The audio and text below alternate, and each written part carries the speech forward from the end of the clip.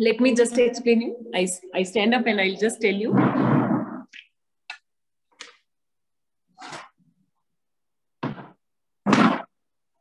So we will start with first 2 points are our brachial plexus. ये हमारी brachial plexus है.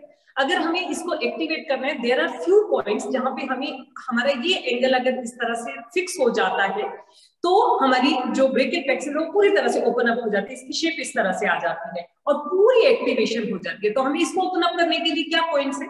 3-4 fast exercises हैं जिनको हम अगर रेगुलरली करें तो we can just work out.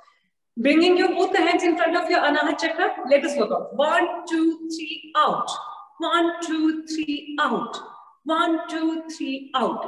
Same way, जब हमने इसको आउटर पोर्शन में लेकर गए, हमने ब्रेकियल प्लेक्सस को पूरी तरह से स्ट्रेच आउट किया. इसी प्रकार से हम इसको लिफ्ट अप करेंगे. Right? 1, 2, 3, out. 1, 2, 3, up. 1, 2, 3, up. 1, 2, 3, up. Like this, हम इसको पूरी तरह से पुश करेंगे. थर्ड कम्स कि हम इसको पूरी तरह से स्ट्रेच आउट करें. तो हम क्या करेंगे? अपनी दोनों एनर्जीज को ब्रिंगिंग इट टू द नमस्कार पोजीशन, पूरी तरह से आउट स्ट्रेच करेंगे और आपकी जो ब्रेकियल प्लेक्सस है वो एक्टिवेट हो जाएगी with your good energies.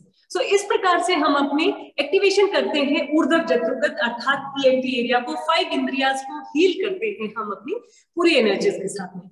Now comes the point, जब हमने ब्रेकियल प्लेक्सस खोल दी तो हमारे वाइटल ट्रायंगल का वन हिस्सा है थायराइड. पीछे इसके विंड पाइप, उसके पीछे मतलब उसके साथ में हमारी फूड पाइप, उसके पीछे हमारा spinal cord. Very very important part of the body जिनको हमें एजिंग प्रोसेस में रियली स्ट्रॉन्ग रखना है. सांस लेने में दिक्कत होना शुरू हो जाती है, गहरी सांस लेनी पड़ती है, हमें स्लीप एप्निया की कंडीशंस आना शुरू हो जाती हैं, हाइपोथायराइडिज्म हो जाता है, वेट गेन होना शुरू हो जाता है, मसल्स हमारे फैट कलेक्शन करना शुरू कर देते हैं, सेल्यूलाइट्स बन जाते हैं. तो let us work out on our thyroid with 3 beautiful sounds which are animal sounds. Keep on doing this, you will find you will have anti-wrinkle, very beautiful neck and very beautiful masseter muscles as well as your thyroid activity. How we will work out with this? First is horseshoe tap sound, like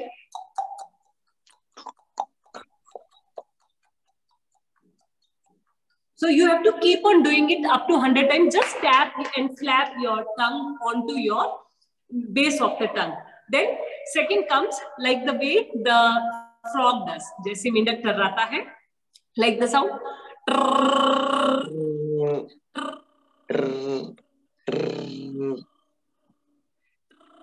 So with this sound, you are just making all your indriyas give a good vibratory impact and healing your energies. Third comes the tapping onto your thyroid activity, starting from your third eye to your thyroid activity. Let us start with this.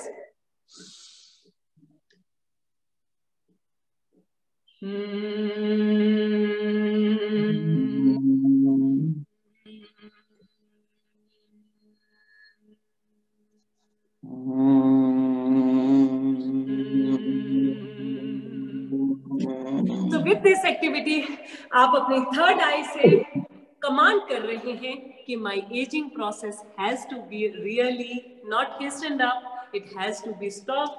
मैं हमेशा वैसे ही young, वैसे ही energetic रहूं, वैसे ही स्वस्थ रहूं जैसे मैं चाहती हूं या जैसे मैं चाहता हूं. So in this way, we can just activate on our brachial plexus and thyroid activity. Now comes our inguinal area. ये एरिया जहां से हमारी लेग्स जो है वो हमारे स्टमक के साथ में ज्वाइन करती है.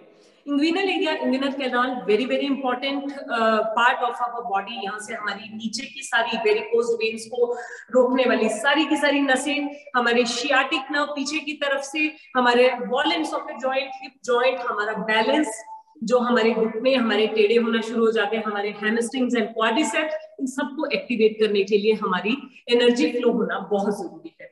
इसके लिए हम किस प्रकार से क्या करेंगे? We will start tapping from our navel down towards the legs.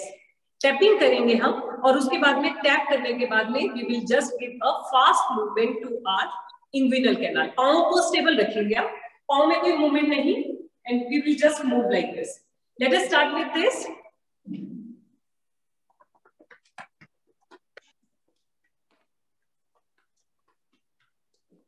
Do it up to 7 times, please, minimum.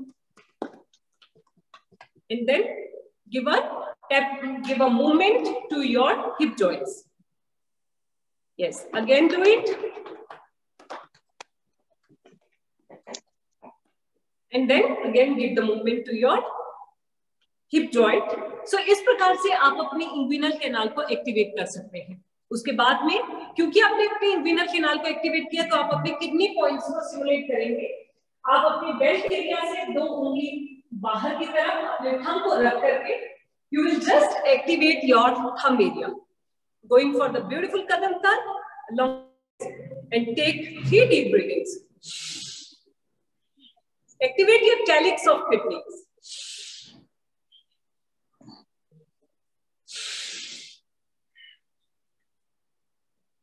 Help your system to really work out, flush out all the toxins present in your stomach, navel, all the inguinal canal, and to all the sacral plexus. आप अपने मूलाधार चक्र, स्वादिष्टान चक्र और मणिपुर चक्र में activation कर सकते हैं. इसके बाद में आता है आपका popliteal fossa, which is behind your knees. आपके नीज के पीछे इस एरिया पे आप एक्टिवेशन करेंगे. उसमें हम कैसे करेंगे देखिए, मैं आपको बताना चाहूंगी हम कैसे करेंगे. सबसे पहले हम ज़ॉम्बी वॉक करते हैं. कैसे करते हैं हम ज़ॉम्बी वॉक? देखिए, फर्स्ट इज हमारे दोनों पाँव, I believe everyone is able to see. Inside करना है and we will go for 10 minutes.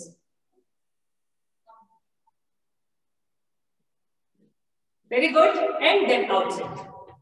Kathak करने वालों को कभी वेरिकोज वेन्स नहीं होती है और शरारत करने वालों को भी, ज़ॉम्बी वॉक करने वालों को.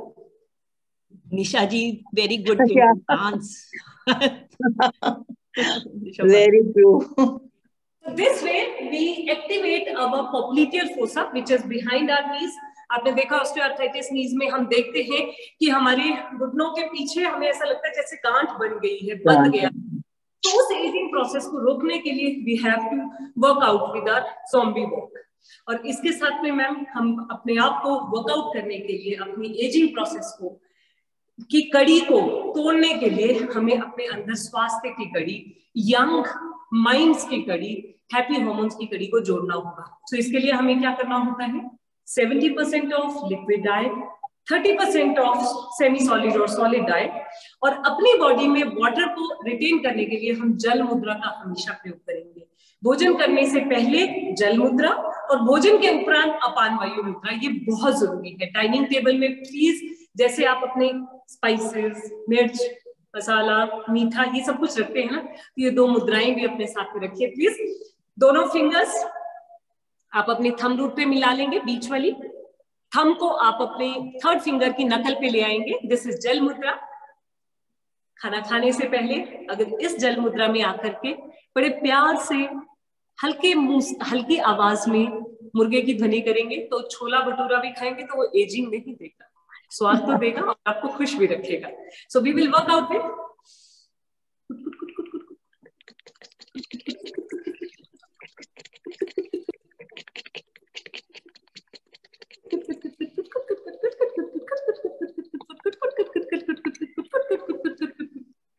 तो इस प्रकार से अगर आप भोजन से पहले हल्की आवाज में इस मुद्रा करें, अपने टेबल में बैठने से पहले अपने रूम में करके खुद अपने टेबल पे कीजिए, जहां आपकी थाली है वहां पे कीजिए.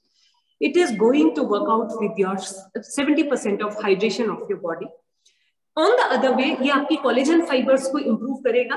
कोलेजन फाइबर्स इंप्रूव करेंगे, proper hydration of muscles and bones होगी तो आपके रिंकल्स भी नहीं होंगे.